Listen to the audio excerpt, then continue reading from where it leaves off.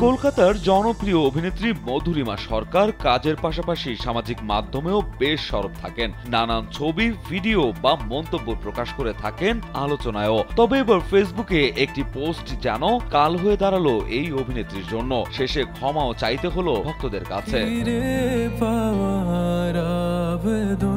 গত 15ই আগস্ট ছিল ভারতের স্বাধীনতা দিবস। এদিন সামাজিক যোগাযোগ মাধ্যমে একাধিক ছবি পোস্ট করেন মধুমিতা, কিন্তু তার দেওয়া ক্যাপশনেই বাঁধল বিপত্তি। ভারতবর্ষ এবং দিবেশ লেখেন তিনি। এরপরই সামাজিক মাধ্যমে হাসির খোরাক হতে হয় তাকে। অভিনেতা ঋদ্ধি সেন তো প্রকাশ্যেই অশিক্ষিত তকমা দেন অভিনেত্রীকে।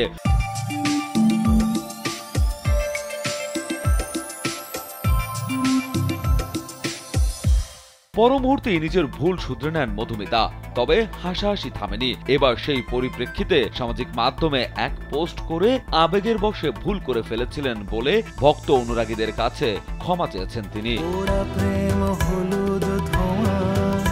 সামাজিক মাধ্যমে মধুমিতা জানান, আবেগপ্রবণ হয়ে পড়েছিলেন তিনি। তবে এখন অনুভব করলেন শিল্পী হিসেবে তার কিছু দায়বদ্ধতা রয়েছে, তাই মনে হলো ক্ষমা চাওয়া উচিত। যদি নিজের থেকেই মনে করেন তিনি ভুল করেছেন, তাহলে ক্ষমা চাইতে অসুবিধা কোথায়?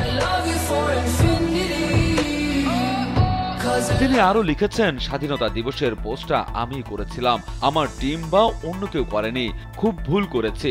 সেটা হলো পোস্ট করার আগে আমাদের চেক করে নেওয়া উচিত ছিল। এতটাই উত্তেজিত ছিলাম যে ঠিকমতো চেকও করিনি।